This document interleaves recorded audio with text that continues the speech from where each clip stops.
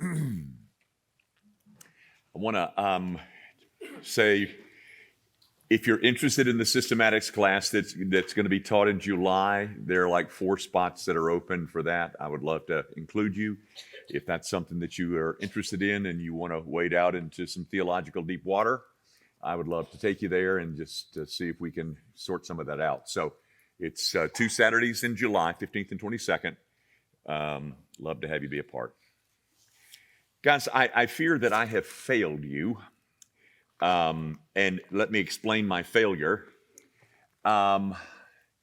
We launched this view of the same thoughts about the Holy Spirit, I don't know, 3 months ago, for whatever it was. And I had every intention of being finished by the end of this semester, which I only have one more Wednesday night with you, and then I'm off for the summer. So my last Wednesday night with you is next Wednesday for 10 weeks, whatever it is. But I'm not going to be able to finish up. And I hate to leave things hanging like that. I hate to, do it and not complete it. And it's just some loose ends that will be, and I'm sorry. I just, I don't think I can cover everything that's left after tonight, in 1 week, which would be next week. So we'll just have to, the beginning of next semester in August, we'll have to come back and have 2 or 3 lessons on the Holy Spirit then, and then launch into the new subject, which we'll talk about later on. Or delay your vacation. Or delay my vacation. That is out of the question.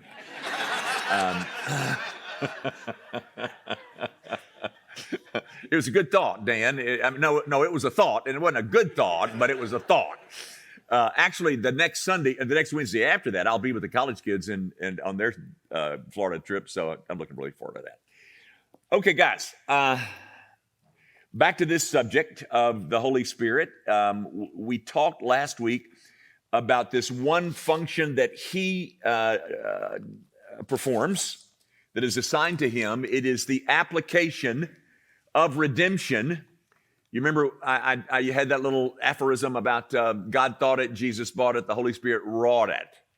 That is, the Holy Spirit, God the Father plans this great scheme of redemption. The Son comes and executes that plan, and then that plan gets applied to the individual believer by the ministry of the Holy Spirit, okay?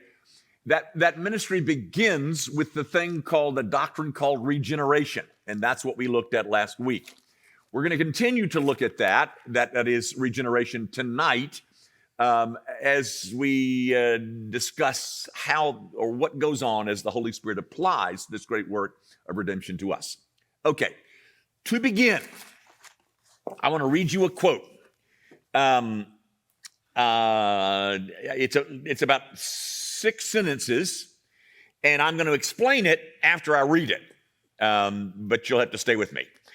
My full persuasion is, that is, the author's full persuasion is, that the convincing process of the Spirit, thus described by Christ in the last evening of His intercourse with the disciples, is so put as to bring out the successive steps or the order of salvation through which the Spirit leads the awakened mind, and that we can only view it as issuing in a sound conversion. I hold that it means to convince by clear and cogent arguments. It brings the ruin and the remedy together. It is a thunderbolt against all views of legalism. Now, guys, you may not have got exactly what that's all about. We'll explain as we go. But first of all, let me tell you who said it. It's a guy by the name of George Smeaton. Now, you probably haven't heard of Smeaton. This is his book, The Doctrine of the Holy Spirit. It was first released in 1882.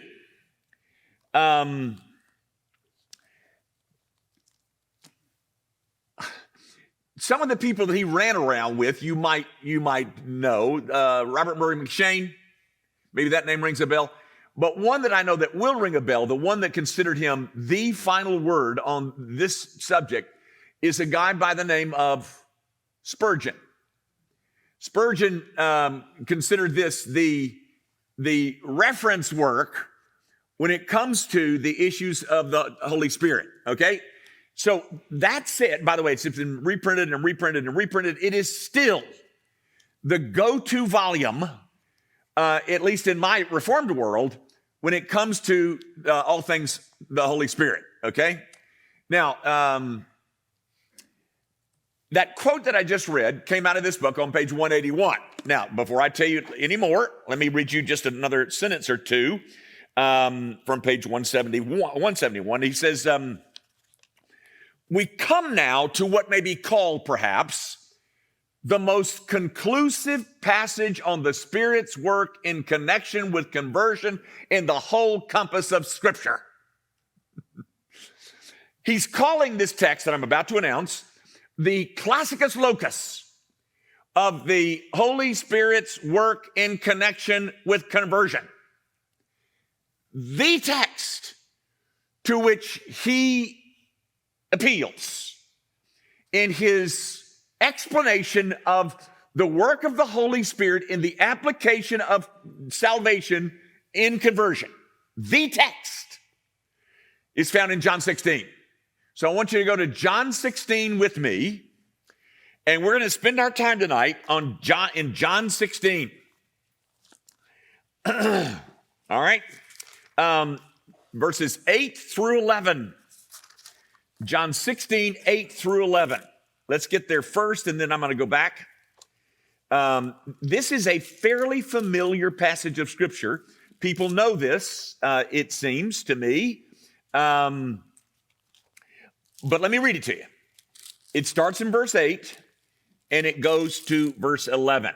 Jesus is speaking, and he says, and when he comes, that is the Holy Spirit, when he comes, he, the Holy Spirit, will convict the world concerning sin and righteousness and judgment, concerning sin because they do not believe in me, concerning righteousness because I go to the Father and you will see me no longer, concerning judgment because the ruler of this world is judged. That's a passage we know. Smeaton is calling it the classicus locus. And guys, let me read you just this part again.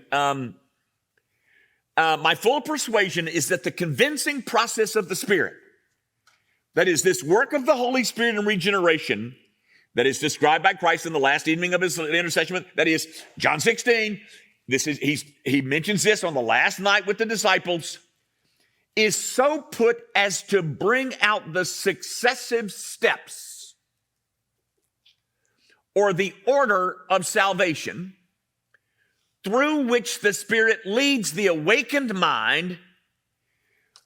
And now, so do you see what he's saying about this passage? It's a passage that discusses the successive steps, the sequential steps that are performed by the Holy Spirit in this application of redemption and conversion. So that's what these three verses are. In the mind of Smeaton and in my mind, it is the text. I'm going to read you that sentence again.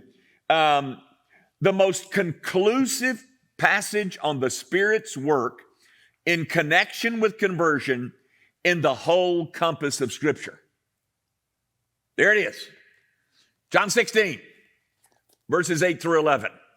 These little three verses gives you a full and exhaustive description of the Holy Spirit's work in applying redemption. Or you could call this an order, a sequence, an order of the things that the Holy Spirit does in bringing the conversion about. Okay? Now that's fun. And I hope it'll be fun for you, but okay, we've got a 3-verse description of the sequence of steps performed by the Holy Spirit in bringing us to a saving knowledge of Jesus Christ. That's fun. Okay, but to understand it, we got to pick over words. Okay, you got to pick at the words so that you can get the whole thing. Okay, all right. Let's first of all start with the word world. That is, when he comes, he will convict the world. All right, folks. This is written by John. John was trained and born and bred in a world that spoke of us and them. The Jews and the Goyim.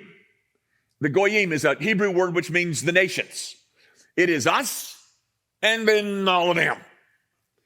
I remember when I think I was a senior at the University of Tennessee, and I went to a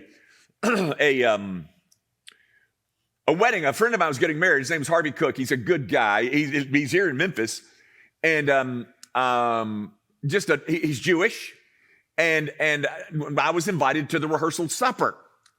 And so I went to the rehearsal supper, and of course the room is filled with other Jews who were Harvey's friends and family, et cetera, et cetera.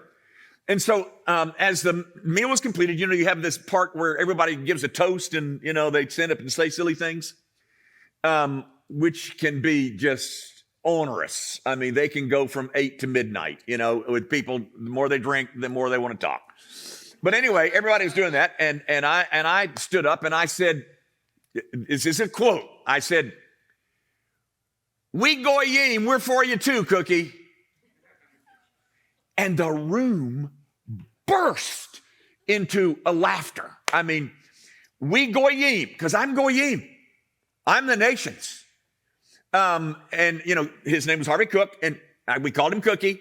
And we Goyim, those others, we for you too. And they just thought that was the cutest thing in the world. Well, folks, when John writes about the world, when he uses that term, even though this is the same way he uses it in John 3:16, he's talking about a gospel. Actually, he's talking about a gospel that no longer is simply to benefit Judaism.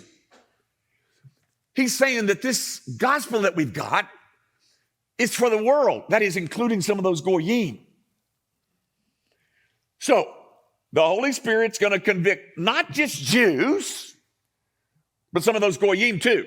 Some of those nations, some of those others that we don't want to have anything to do with. They're uncircumcised Philistines, we don't mess with them because they're the others.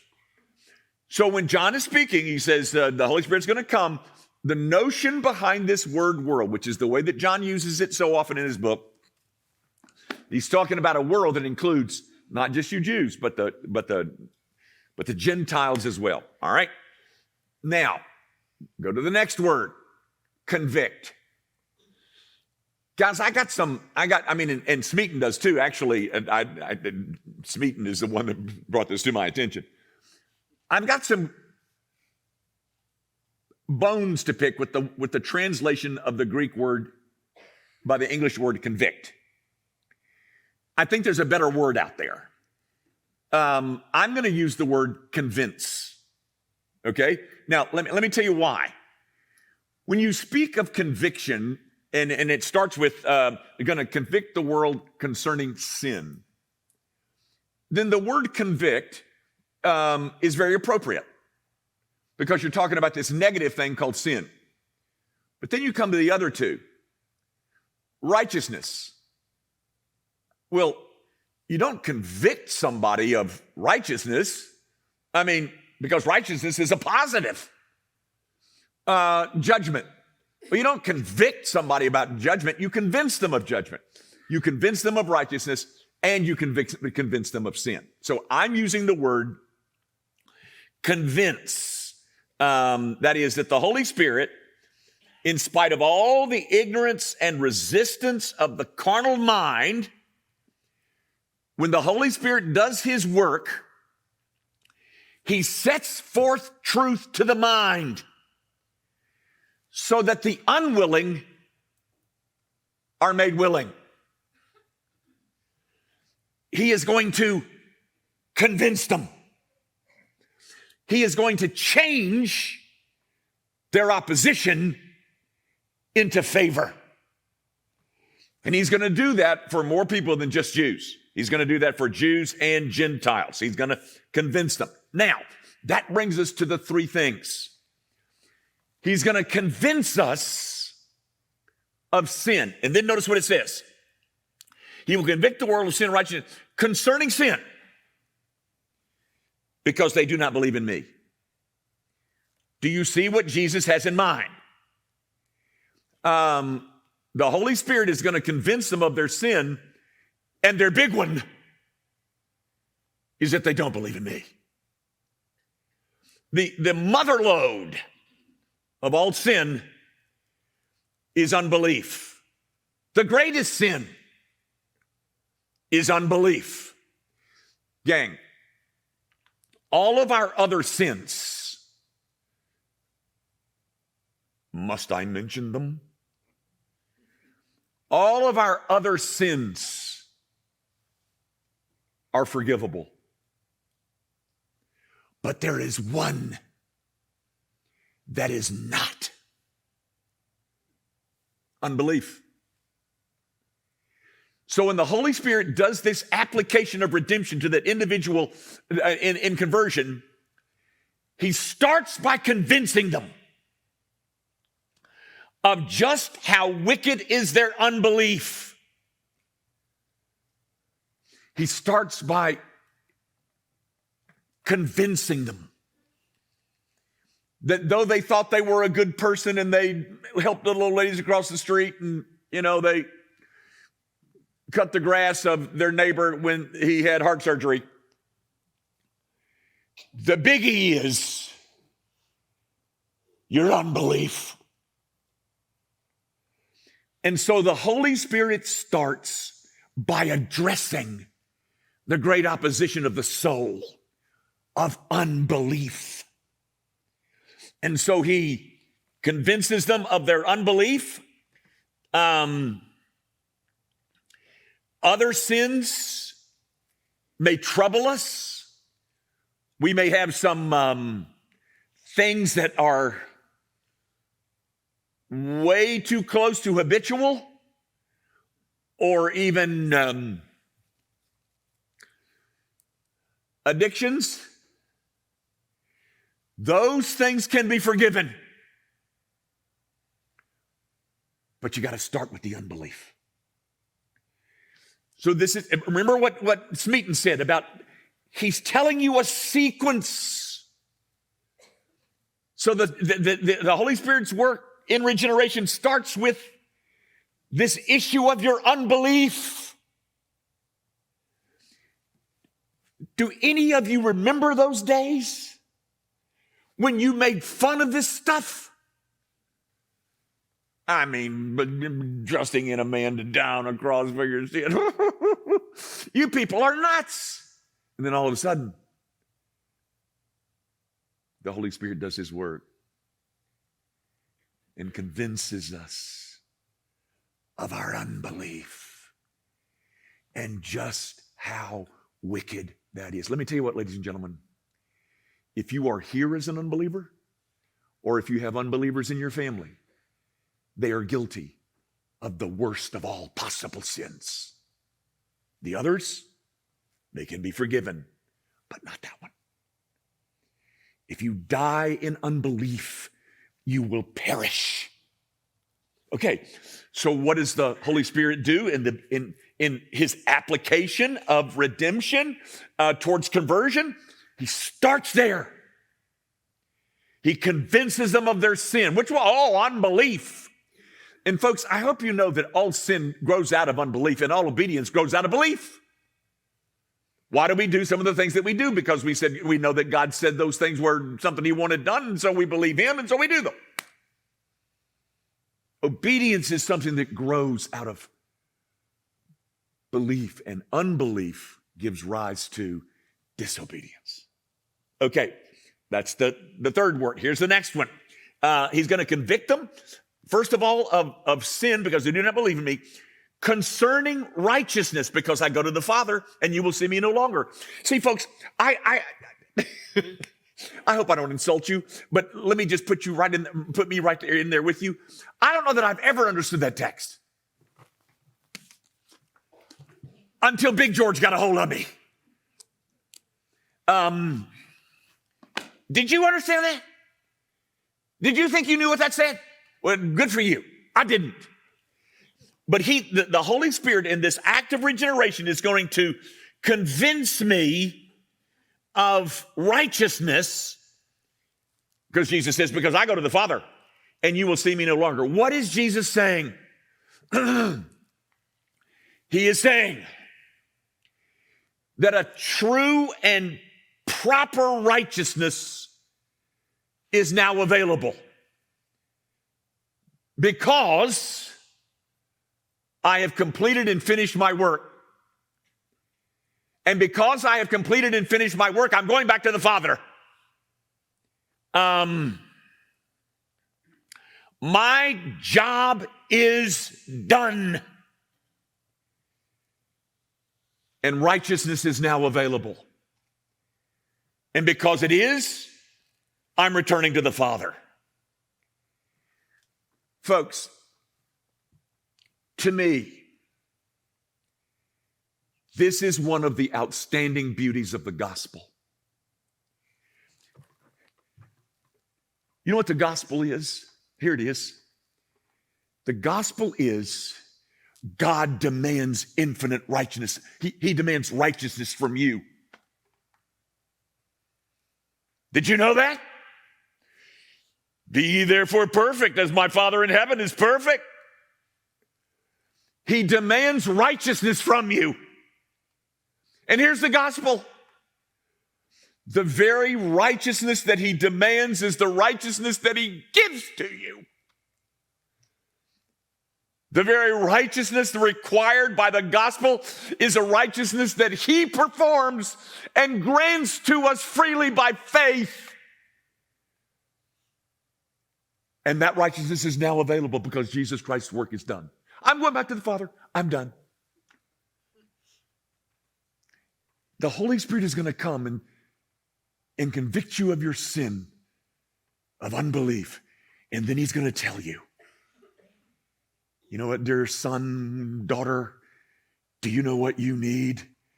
You need righteousness, and you ain't got none. But it's available. Where? Well, because Christ has finished his work. He's finished his work, and now the Father can grant me credit for the righteousness that belongs to him by faith. You'll see me no more because you don't need to, because I came to establish righteousness, and it is established. It's available. Folks, you know, all this silliness about Christianity is just a bunch of rules. Oh my goodness, ladies and gentlemen, there's nothing more gloriously beautiful than the gospel that says, oh, the righteousness that you need, he gives it to you. The righteousness that he requires, he provided it for you. And once it's been provided, my job is done. I'm going back to the Father. You'll see me no more. Isn't that glorious? The sequential steps. He's going to convict you of your sin, and then he's going to tell you the great need of your soul is righteousness, and it's there. Because of Christ, the righteousness is there. And then finally, I do need to say this, guys. This is one of the huge, not small, not little bitty, oh, y'all just think about it a little bit differently. No, ladies and gentlemen, this is fundamental difference between Protestantism and Roman Catholicism. Roman Catholicism speaks of an infused righteousness. That is, you know, and then he pours righteousness inside of me, and now I am righteous on the inside. No! The righteousness is imputed. It's not infused. That is no small, very frankly, ladies and gentlemen, it's the difference between the gospel and the non-gospel. Imputation, the imputed righteousness of Christ. And because I've made it available, now I can go. I'm going back to my Father. That righteousness is imputed, not infused a la Rome. It's imputed. You've got to get that one straight. Very frankly, folks, I would say to you that you don't understand the gospel if you don't understand imputation. Big old word. No, it's not. It just means that the righteousness that I needed was made available to me by Christ, and it becomes mine by faith. Is that too difficult? No, it's not. And then finally, concerning righteousness, because I go to the Father and you will see me no more. Concerning judgment. And then he defines what he means, because the ruler of this world is judged. Folks, news broadcast. Satan has lost. The strong man has come and has bound him. His captives, Satan's captives, have been ransomed and set free. And the prince of the world has been judged. Concerning judgment, because the ruler of this world is judged. So that's the final piece of this little work of application that the Holy Spirit performs in regeneration. He starts with the enormity of my sin that has all of its roots in my unbelief. And he changes my unbelief into belief. He changes my unwilling heart into a willing one. And then I have now discovered that, am I in trouble? And the Holy Spirit second says, yeah, but the righteousness that you so desperately need is available. It's available now because Jesus finished his work and he did it. It's not because you did your work well, Bubba. It's because Jesus did his work well. And because he's perfected his work, or his work has been done in perfection, he's gone back to the Father. His job is done, but the righteousness that you need is available to you. Dear friend, if you're here and do not belong to Jesus Christ, may I have the privilege of telling you that the very thing that you need is available. Because Jesus Christ did his work so wonderfully well. And finally, the Holy Spirit assures me that the great enemy of my soul that wants to kill, steal, and destroy, nothing would make him happier than for me to perish. He lost. He's been judged. And you can rest. That, ladies and gentlemen, is why Smeaton calls this the classicus locus of regeneration. These are the things in sequence that the Holy Spirit performs when he applies this great work of redemption to the unbelieving heart. When he comes to get you. Oh. This is a part of that quote from Smeaton. He says, through which the Spirit leads the awakened mind, and that we can only view it as issuing in a sound conversion. You know what he said? The Holy Spirit always gets his man. He doesn't get you on the birthing table and you squirm off. We can only conclude that it results in a sound conversion, because my unbelief has been turned into belief. The righteousness that I long for has been granted to me by the grace of God, and the enemy of my soul has been bound and is defeated. That is what's meant here.